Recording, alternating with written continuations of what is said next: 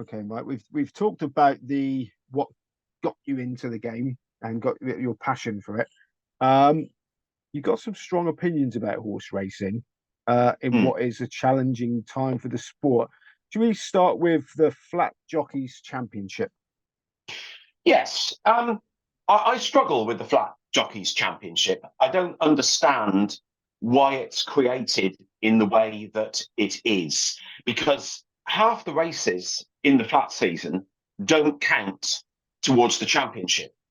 And there's a lot of people who seem to perceive the all weather as the inferior. And it seems to me that all the jockeys who work hard through the winter to achieve their goals and successes, once we get to 2000 Guineas Day, their achievements count for nothing. And I think in a jockeys championship that's supposed to be rewarding the hardest working, the most successful rider through the year, I think it should be something that encompasses all of the races throughout the year. If I were to wave my magic wand, I would still finish it as it does on Champions Day at Ascot. I would then have a week's gap with no flat racing, and I would restart it at Doncaster the following Saturday with the Group 1 Racing Post Trophy, and I'd bring the November handicap forward and call it the October handicap. And then the flat racing season would go in like a lion rather than like a whimper, with a Grade 1 race and a big handicap. I'd move the Pontefract tankard from the previous Monday forward to the Sunday that week because it's only entry in Wincanton on that day, so there's no flat racing anyway. You could market that as a Yorkshire racing weekend. And then from that, I would make every race throughout the entire winter count towards the championship. That means that every flat race run in this country would count towards the Flat Jockeys Championship, just the same as the National Hunt Jockeys Championship. Finishes at Sandown, you've got that week's gap, Hunter Chase night at Cheltenham, Uttoxeter gets things going again on the Saturday. And I can't understand why so many people, so many hard-working flat race jockeys have their efforts unrewarded in the Jockeys Championship by what they do in the winter. You shouldn't have, for me, one winter and one summer. It should, flat racing is for, and all racing is for everyone. Absolutely. And right, a fairly recent phenomenon, student days. Well, if you asked me this time last week, I would probably say, well, they're all right. But I'm glad it's only 6 times a year, something like that. But last weekend were the 2 days, Saturday and Sunday, at Doncaster. Now, I know this is something that started originally in Ireland. And one of the questions the BHA are asking, or a lot of people are asking, is we need to get more young people into racing. Well, I think what I saw last Saturday and Sunday left me astounded, frankly.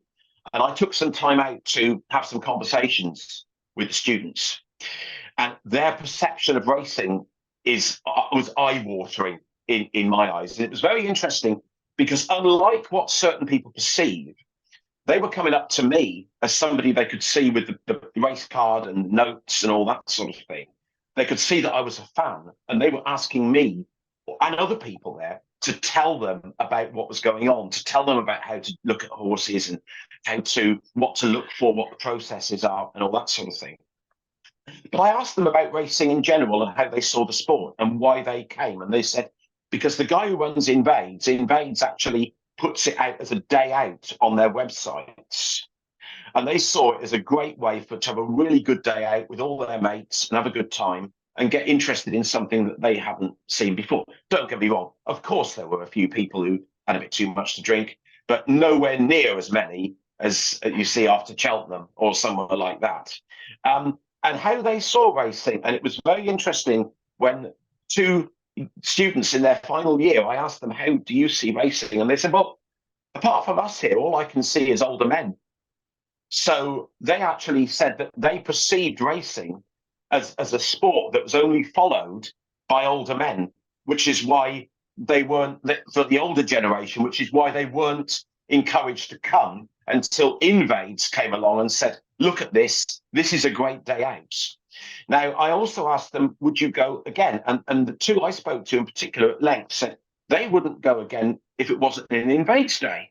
And I said, why is that? And they said, because we don't know when the meetings are. We don't know when the other race days are, because they're not racing fans originally. They're not looking around at websites. They're looking at their student social websites.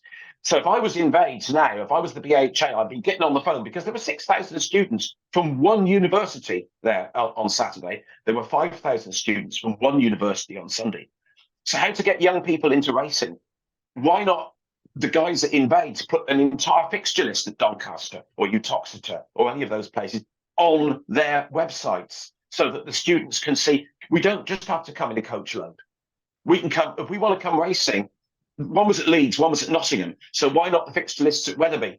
Show that for Leeds. The fixtures at Nottingham and Southall for Nottingham. It's quite obvious that young people do want to come racing, and they do see it as a way out, as a day out, if it's projected in a way that's of appeal to them. I mean, don't get me wrong, the music room at Doncaster resembled sounds that I'd normally, probably more likely to hear on a McAlpine construction site. So it's not the sort of thing that I would personally wish to go and listen to, but it's what they like and they enjoy it, and there's no problem with that.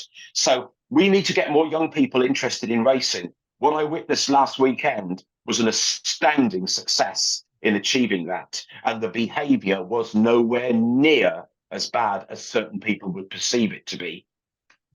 Okay, now we've changed the wording on this for diplomatic reasons. Racing appears to be run by people who can't face cultural change. Correct. Yes. The problem is, I think racing's always been perceived for hundreds of years as the sport of kings.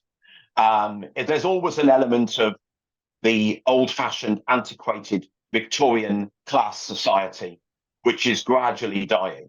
The last bastion of which is, of course, Royal Ascot, that I just simply refuse to go to. I think that a lot of people within racing do not see, they're looking at it from the inside of the bubble out rather than the outside in. And there are so many things, such as the continuation in some places of enclosures, of segregation. And please don't misunderstand me, I'm not talking about the safety, integrity segregations, such as the inside of paddocks and weighing rooms and saddling enclosures and all that sort of thing. That's absolutely right, and quite rightly so. But I'm talking about tats members, silver ring, all the old traditional things that are gradually dying. But a lot of the major meetings, they remain. People don't like that kind of approach to things anymore. Young people don't like to be told, don't go here, don't go there. You've got to have a badge to go here and do this there. And I just think that the people running the sport need to understand, if they want to modernize racing and take racing forward, they've got to see what's going on out there and how people perceive racing from outside. And some of it doesn't make for very pleasant reading or listening. Like, for example, after the Grand National last year, at work, at our place of work in the office on the Monday morning, sadly, the horse they weren't talking about was Corrick Rambler. It was Hill 16. And that sort of thing, bringing the race forward to 4 o'clock, I don't quite understand what that achieves, frankly, when the meeting used to build to the Grand National as a climax. They've now pushed a Grade 1 chase to 5 o'clock in the evening after the National, which would be totally ignored by everybody. And I don't quite understand. I don't think people have cottoned on to what should happen in things like that. Sometimes I don't understand why they do things the way they do. Whereas it's very different out there than how the people running racing seem to perceive from inside. There are, of course, exceptions. There are exceptions. Premierisation runs the risk of killing the grassroots of racing, and yeah. I won't say what you said when you do if it happened, but you're taking it very seriously.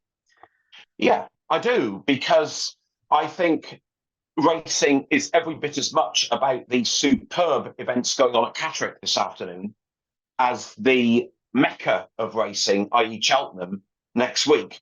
There's no harm in saying every sport has to have its championship events. Every sport has to have its big events like Cheltenham and Aintree, like Goodwood, Ascot, etc. Because that's all. Everything has to have a pinnacle. But without the roots, you can't just run a sport on its fluffy branches. And to give you a classic example, which for me was the stab that Premierisation just openly showed, the first Saturday of the year, this year, first Premierisation goes off. Unfortunately, Sandown is abandoned. The prize money at Newcastle was lower this year than on that day last year, but the prize money was higher at Sandown than it was last year. Sandown was abandoned. The meeting was not rescheduled. Refer to my previous point about people not getting used to culture, saying, why on earth couldn't Sandown have been rescheduled to the following Sunday? If it's a Premierisation fixture, you don't abandon Premier League football fixtures. If Arsenal versus Man United is abandoned because of a waterlogged pitch, it's not forgotten about, it's not ignored, it's rescheduled for another day. So if you've got a Premiership, you mustn't abandon any Premier meetings in the same way you wouldn't abandon any Premiership football meetings. But where's that money gone? So there's less prize money at Newcastle, more at Sandown. Newcastle went ahead. Sandown was abandoned. What's happened to Sandown? And that sort of question. So it's almost as though they're just interested in putting more money to try and keep more horses in this country at the top level, but they're taking more money away from the bottom level to do so. I hope somebody's watching this and says he's talking utter rubbish. Let me explain why. That's what I'd like to hear from somebody. But, it's as much about Catterick today. It's as much about the all-weather meetings on the flat as it is about Ascot and Goodwood. And everybody has their part to play in the sport. There's no such thing as a rubbish race, in my opinion. Okay, does it matter to you if you're at a Premier meeting or Wolverhampton? No, not at all. Each meeting is special. Each meeting is special. It doesn't matter. Yesterday night, there was a lovely grey ridden by Joe Mason, won the penultimate race. An absolute joy to watch. I think his name was the Tarn. I just can't quite recall. There's something. He won at Wolverhampton about 4 races ago. Went slightly off the boil for his last 2 runs. He's come back to his favourite course. It was a joy to watch. Lovely grey and storming home. And yeah, that was great. It was as big an event to me as the racing at Cheltenham. Okay, now we'll talk about your betting or lack of it later, but you describe horse racing as another addictive chapter, like a Netflix series or a book that you can't put down. Absolutely. Every race is another chapter in the soap opera, because each and every horse is a character. We're not talking like Formula One machines here. We're talking living creatures. We're talking beautiful animals. And each of them has their own character, has their own quirks, has their own ways. And as they intertwine with each other, each race is another chapter in that story. So you can see horses who are winning, who've just performed their best ever performance. Sometimes they have off days, things of that nature. And that's what it's a page turner to me. I just can't stop reading the book. And every race has something. There'll be 6 more stories in that chapter. We'll be unfolding at Catterick this afternoon. Okay, and just finally, to put things in perspective, you're at Catterick today. I met you last week at Taunton. You go all around the country. I mean, how do you get about? Well, public transport is the key. Sadly, within the last 2 or 3 years, the reliability of public transport isn't quite as good as it used to be, which increases the expenditure slightly, because it would make sense to do a lot of these on day returns, but I just can't trust the trains as they used to do.